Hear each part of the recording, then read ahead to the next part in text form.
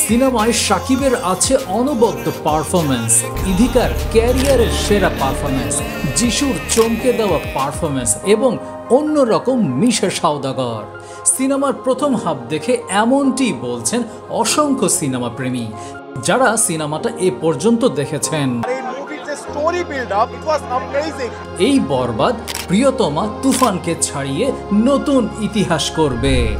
বাংলাদেশের ইতিহাসে সেরা কমার্শিয়াল সিনেমা বানিয়েছেন মেহেদী হাসান হৃদয়। প্রি ইন্টারভেল ব্লক এবং ইন্টারভালের পরে বরবাদ যা করলো রীতিমতো অবাক করে দিয়েছে।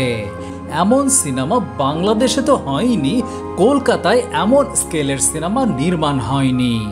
সিনেমার স্কেল ও অ্যারেঞ্জমেন্ট বলিউড ও সাউথ লেভেলের। বাজেটের সর্বোচ্চ ব্যবহার করেছে পরিচালক, সাথে সিনেমার গানগুলোর প্লেসমেন্ট ছিল অসাধারণ। এই সিনেমার সাথে ক্ল্যাশে বাংলাদেশের কোনো সিনেমা কেন শাহরুখ ও টম ক্রুজ আসলেও বরবাদকে হারাতে পারবে না। সিঙ্গেল স্ক্রিন ও মাল্টিপ্লেক্স সহ সারা দেশে 120 হলে একযোগে চলছে বরবাদ সিনেমা। ঈদের দিন থেকেই প্রেক্ষাগৃহে দর্শকদের উপচে পড়া ভিড় চোখে পড়েছে। এমনকি মাল্টিপ্লেক্সগুলোতেও অগ্রিম টিকিট বুক করেও সিনেমা দেখতে পারছেন না দর্শকরা। দর্শকদের চাপে একের পর এক শো বাড়ছে বরবাদের। যেহেতু বাংলাদেশে কোনো বক্স অফিস কালেকশন রেকর্ড নেই, সেই হিসাবে সিঙ্গেল স্ক্রিন থেকে 2 দিনে বরবাদ কত টাকা আয় করলো তা সহজে জানার সুযোগ খুব একটা নেই। তবে হল মালিকরা বেশ মোটা অঙ্কের বুকিং মানি দিয়ে ছবিটি তাদের প্রেক্ষাগৃহে চালাচ্ছেন। সিঙ্গেল স্ক্রিনের আয়ের হিসাবটা জানা না গেলেও মাল্টিপ্লেক্সে ছবিটি 2 দিনে কত আয় করেছে তা জানা গেছে। দেশের জনপ্রিয় অভিনেত্রী ও চলচ্চিত্র সার্টিফিকেশন বোর্ডের সদস্য কাজী নওশাবা আহমেদ সম্প্রতি একটি ফটো কার্ড শেয়ার করেছেন। দেখা যাচ্ছে ছবিটি 2 দিনে মোট 72,61,000 টাকা আয় করেছে। এতে প্রথম দিনে বরবাদের আয় ছিল 28,30,000 টাকা, আর দ্বিতীয় দিনে তা বেড়ে 40,31,000 টাকা দাঁড়িয়েছে। হল মালিকরা আগেই বুকিং মানি পরিশোধ করে বরবাদ তাদের সিনেমা হলে চালাচ্ছেন। সেই হিসাবে শাকিবের এই সিনেমার আয় এখন পর্যন্ত কয়েক কোটিতে দাঁড়িয়েছে। সিনেপ্লেক্স থেকেই সিনেমার অর্ধেক উঠে আসলেও অবাক হবার কিছু নেই। সিনেমার গল্পটি দর্শকদের আকর্ষণ করে রেখেছে এবং এই সিনেমাতে অপ্রত্যাশিত কিছু মোড় রয়েছে। ভিজুয়াল ইফেক্টস এবং অ্যাকশন সিকোয়েন্সগুলো আন্তর্জাতিক মানের সাথে তুলনীয়। অনেক রিভিউতে বলা হয়েছে যে শাকিব খান তার অভিনয়ের মাধ্যমে আবারও প্রমাণ করেছেন যে তিনি বাংলাদেশের সিনেমার অবিস্মরণীয় তারকা। অনেকেই এই সিনেমাটিকে বাংলাদেশের সিনেমা জগতে একটি বিপ্লব হিসাবে উল্লেখ করেছেন।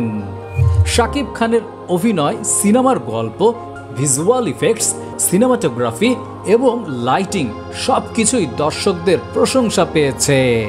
সারাদিনে প্রায় 500 শো চলছে বরবাদ সিনেমার। প্রতিটি প্রেক্ষাগৃহে হাউসফুল বোর্ড ঝুলছে এই সিনেমার। জানা গেছে ভারতের খ্যাতনামা অ্যাকশন পরিচালক রবি ভার্মা এই চলচ্চিত্রের অ্যাকশন দৃশ্যের পরিচালনা করেছেন। ঈদে মুক্তি পাওয়া আরেকটি সিনেমা দাগি মাল্টিপ্লেক্সের সব কয়টি শাখা ও সিঙ্গেল স্ক্রিন মিলে 16টি হলে মুক্তি পেয়েছে সিনেমাটি।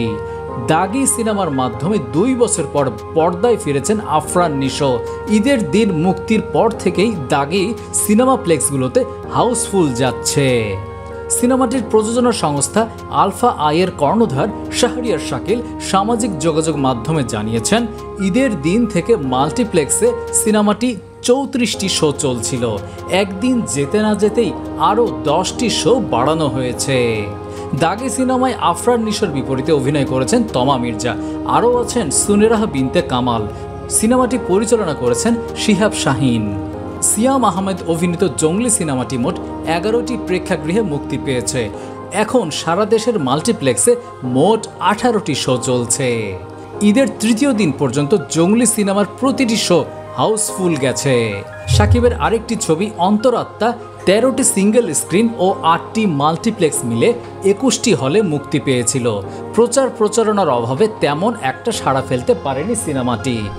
জাজ মাল্টিমিডিয়া প্রযোজিত সিনেমা জিন 3 শুধু 2টি মাল্টিপ্লেক্সে মুক্তি পেয়েছে, তেমন আশা জাগাতে পারেনি সিনেমাটি। কামরুজ্জামান রোমান পরিচালিত এই সিনেমায় অভিনয় করেছেন নুসরাত ফারিয়া ও সজল। মোশাররফ করিম অভিনীত সাইকোলজিক্যাল থ্রিলার চক্কর 302, শরফ আহমেদ জীবন পরিচালিত সরকারি অনুদানে সিনেমাটি শুধু মাল্টিপ্লেক্সে মুক্তি পেয়েছে। সিনেমায় মোশাররফ করিম ছাড়াও অভিনয় করেছেন রিকিতা নন্দিনী শিমু। সুপ্রিয় দর্শক, ভিডিওটি ভালো লাগলে লাইক দিয়ে আমাদের উৎসাহ প্রদান করুন। পরবর্তী আপডেট পেতে চ্যানেলটি সাবস্ক্রাইব করে রাখুন। সিনেমা হলে আসুন, বরবাদ দেখুন, আমাদের সাথে বরবাদ হন।